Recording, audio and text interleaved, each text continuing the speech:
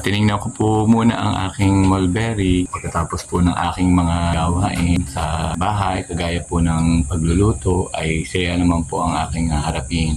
Ang aayusin ko po ay yung aking mulberry plant.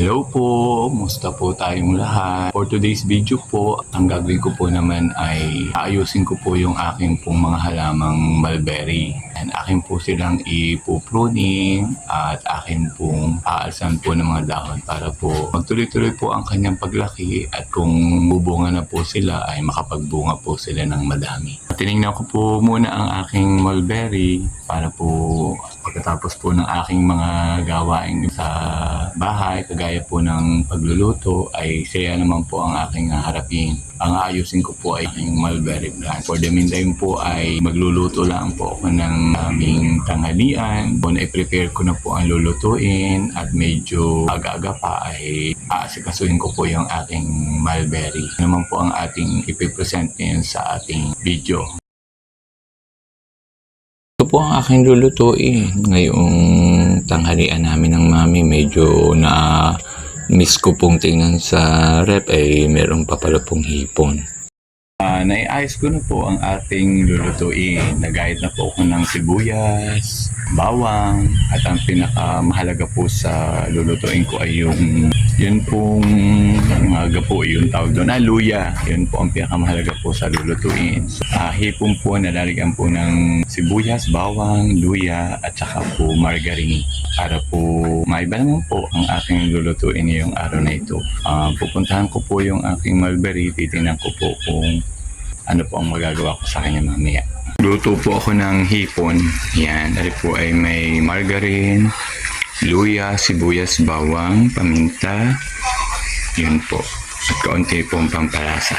Yan, yun po ang aming tanghalian namin ng mami ngayon. Kumain na po ako para po mamaya po at makapahipahinga po ay akin naman pong intindihin yung aking tanim na mulberry na akin pong ipupruning para po mas gumanda po siya. Talagang aliw na aliw sa hipon. Oh, ayan, hipon. Garlic, hipon. Ito po ang aking tanim na mulberry. Hindi pa po siya ganong kalalaki. Pero kahit po ganyan, naglalabasan na po ang kanyang mga sanga. Ang ginagawa ko po ay kinakat ko din po para po mas lalo po siyang gumanda, mas lalo po siyang magkaroon ng mga panibagong sanga. Pag po naalis ko po ang mga sanga, akin po siyang inaalsan po ng dahon. Para din pong sa bougainvillea na halos kinakalbo ko po. Ganun po kasi ang proseso din po pag gusto mo pong mapabunga ang mulberry. Ito naman po yung pinaka mother plant po ng mulberry o kung saan po ito po yung aking tanim po na mulberry na medyo matagal-tagal na po. Marami na rin pong ibinunga. Habang tinitrim ko po siya ay mas lalo po siyang nagkakaroon ng mga magagandang sanga. Ito po ay akin din uling aalsan po ng dahon o at ipopruning at kakalbuhin ko po para po ganung proseso mas naglalabasan po lalo ang mga bunga. Kaya po nakakatuwa din po ang mulberry. Haba po siyang inaalsan po nyo ng sanga, pinuputulan ng sanga, inaalsan po ng dahon, ay mas lalo po siyang nagbibigay po ng panibagong dahon at marami pong bunga. Ang una ko pong gagawin sa mulberry ay akin po munang ititrim po. Ikakat po natin yung mga habang sanga. Titiraraan po tayo ng kaunting sanga. And then after po nating matrim, ang susunod naman po ay atin pong aalsan ng mga dahon. Kalbuhin po natin ang mulberry. Ganun po ang prosesong nakikita ko sa YouTube na talaga naman pong epektibo po. Dahil po pag po kinalbo natin, ang tendency po pala ay magkakaroon po ng panibagong dahon. At yun po ang start din po ng pamumunga po ng mulberry. Magkakaroon na po siya ng bunga. Nagdilig po muna ako ng halaman habang hindi pa po naman ako nag-titrim ng mulberry. Nakita ko po kasi na medyo tuyong-tuyo po ang aking mga halaman at saka naisipan ko na rin po diligan yung aking mga cactus kasi ang cactus naman po, di naman po masyadong laging kailangan diligan. So sa isang linggo po magaling na po makaisang dilig. Kaya naisipan ko na rin pong diligan para pagkatapos ko po silang madiligan, magdidiretso na po ako sa garden at akin pong pupuntahan po yung aking tanim na mulberry at akin pong ikakat na.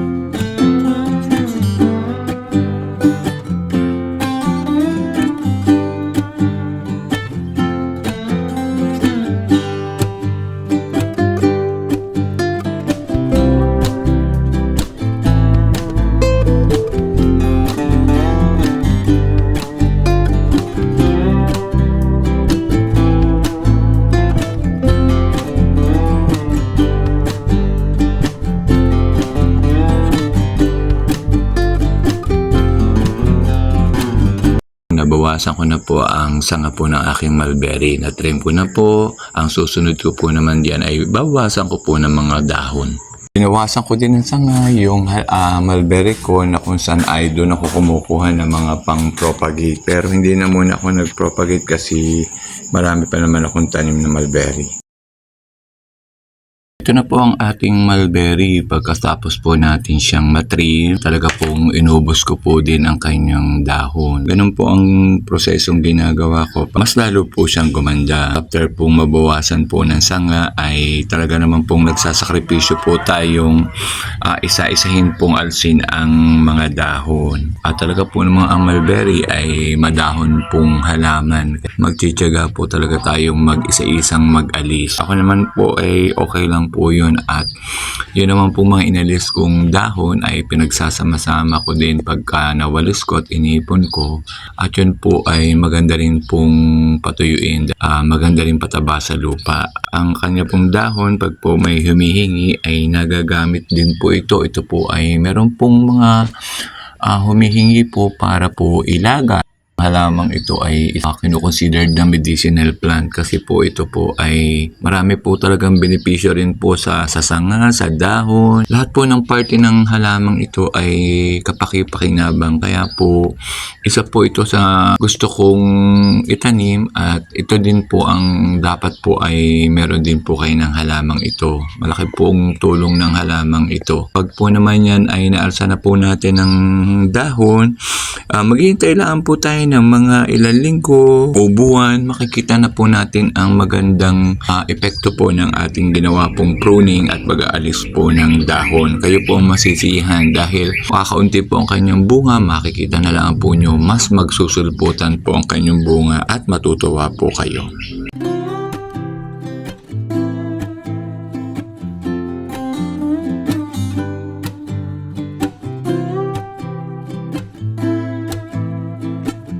Na-trim ko na po, natapos ko na po, nakalbo ko na po ang mulberry.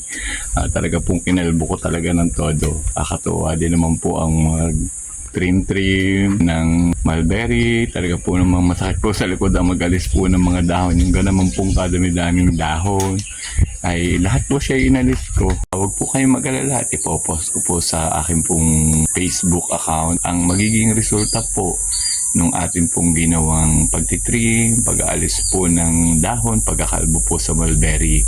Siguro po more or less mga magtatagal-tagal po, siguro mga bago po mag-isang buwan ay makikita na po natin ang resulta po ng ating ginawang pag-aalaga o paraan para po mas lalo nating mapaganda ang ating mapabango ang ating mulberry plants. So, for now po, bye-bye po.